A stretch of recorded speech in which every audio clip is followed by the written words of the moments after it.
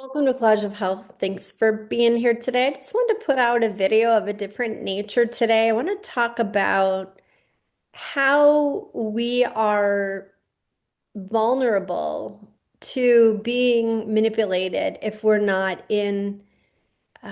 embodied fully within ourselves and aren't centered in our wholeness rather than coming from a place of wounding. I think we all recognize that AI has really swept through the world at rapid speed, and its ability to tap into us and tap into the collective beyond our ability to even conceive.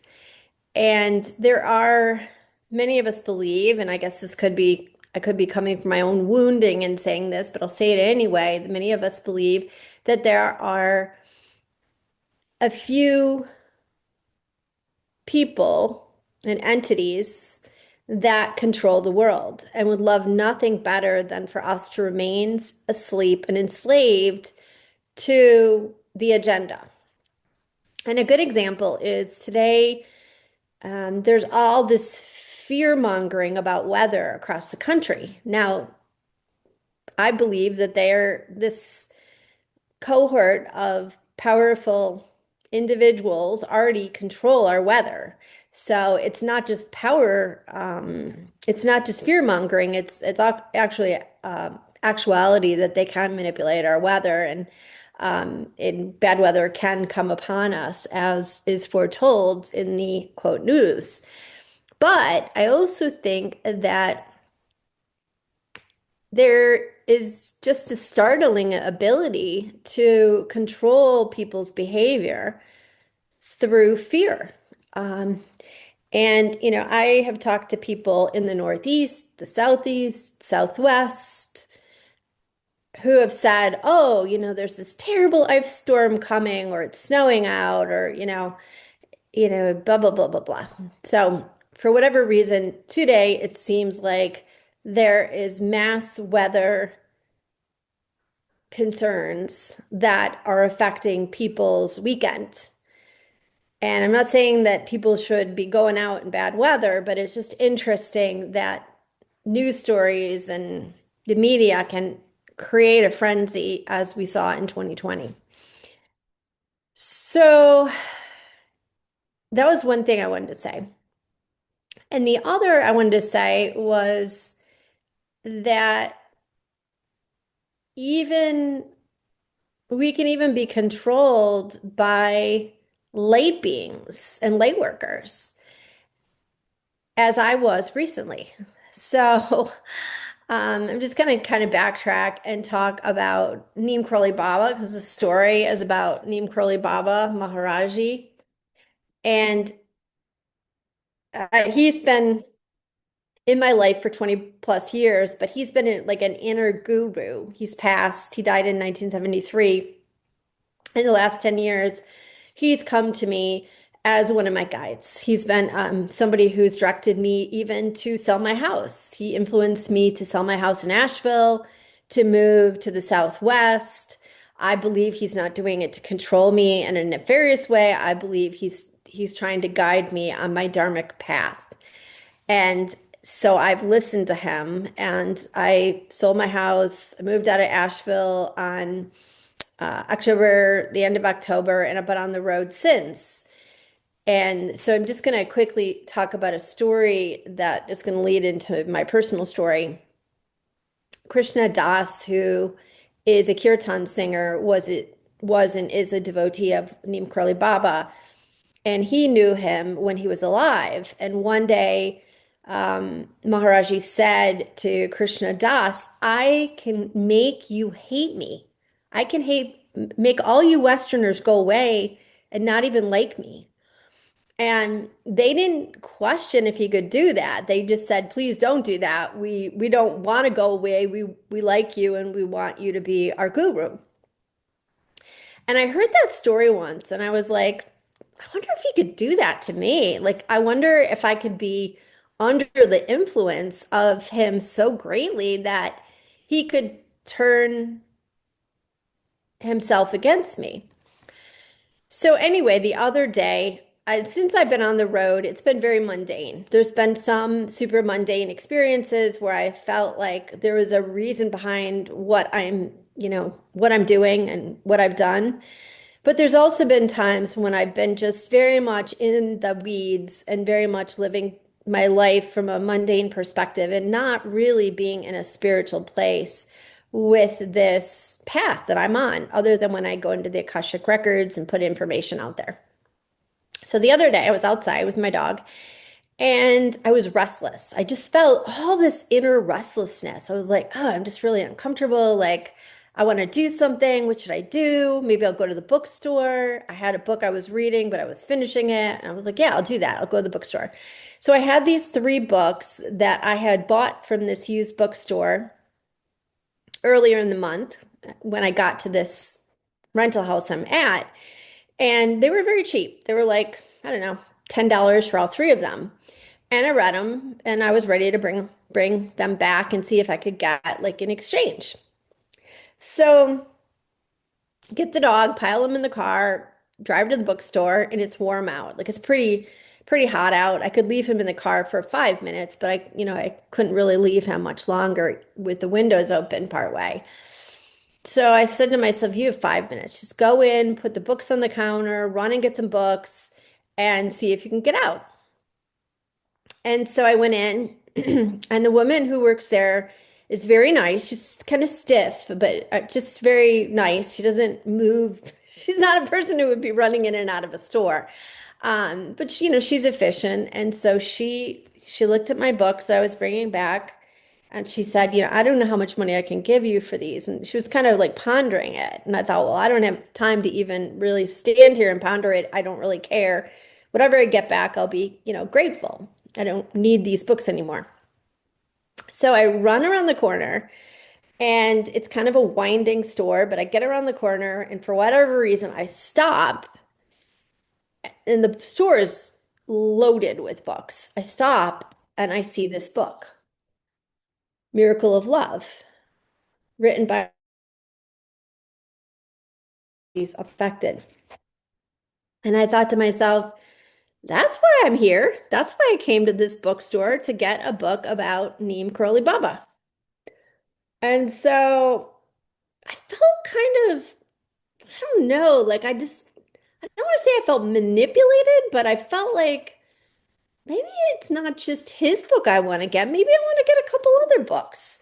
So then I found this book. I like turned my head and this book came up, Carlos Castaneda. I read Don Juan years ago.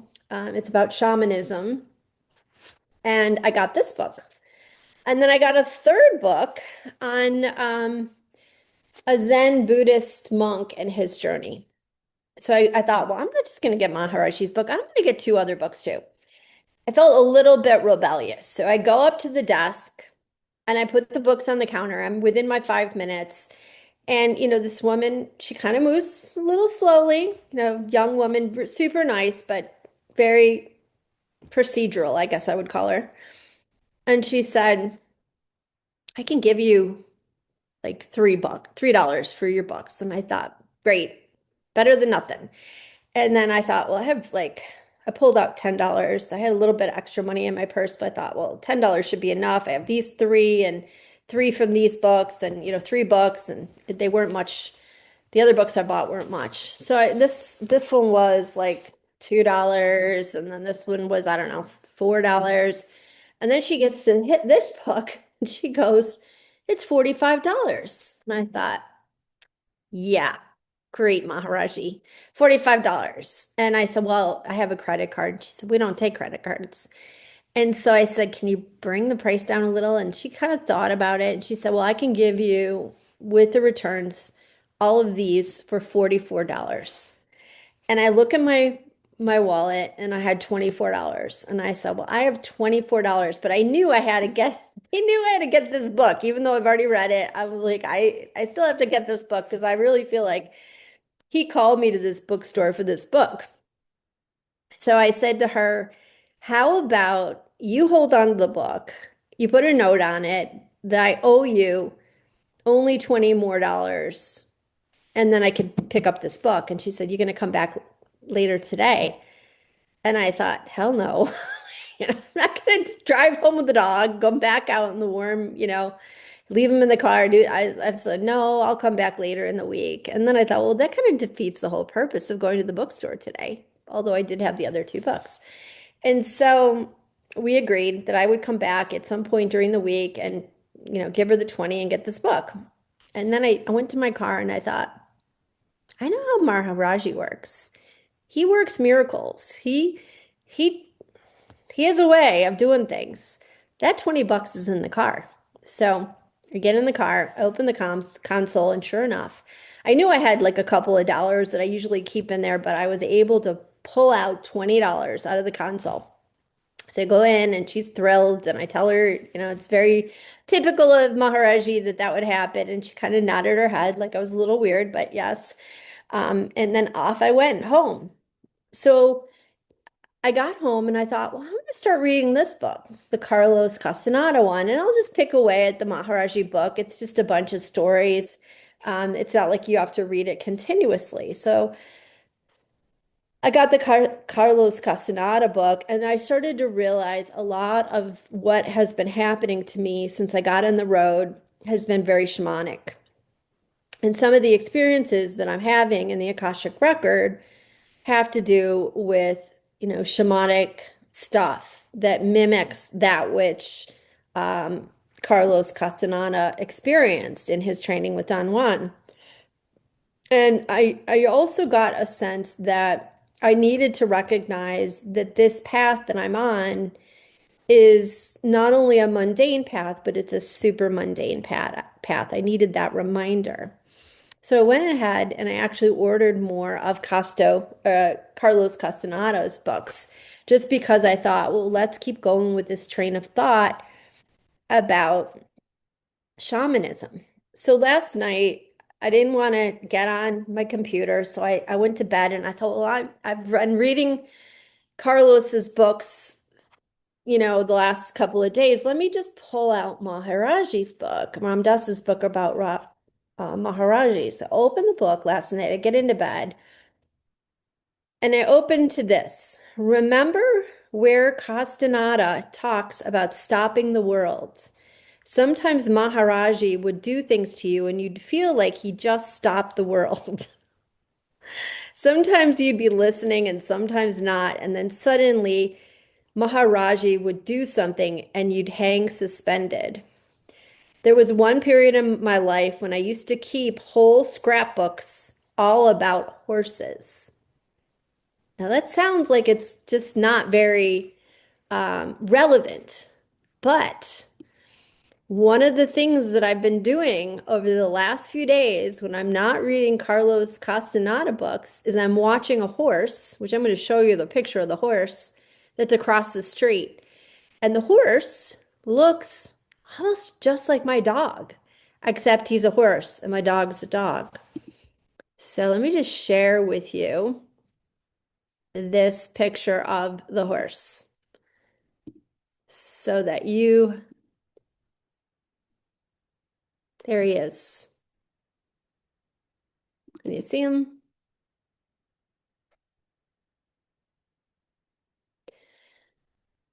Anyway, I just found that to be pretty wild that here I thought it was just me that was, let me stop sharing. You still sharing? I don't know if I'm still sharing, but I'll just talk to you anyway. Yeah, there we go. Stop share. I just felt like I was under my own volition going to the bookstore, that it was because of me that I was going there. And then I get there and I was thought, well, I'll be damned. I'm going to be sovereign and pick out more books than just the Maharaji book. And then it all came circle that if he wanted to, he could stop the world. And yeah, so I guess life is a mystery, but let's go with the mystery of the divine rather than the mystery of the metaverse. Thanks for listening, and yeah, thanks for watching.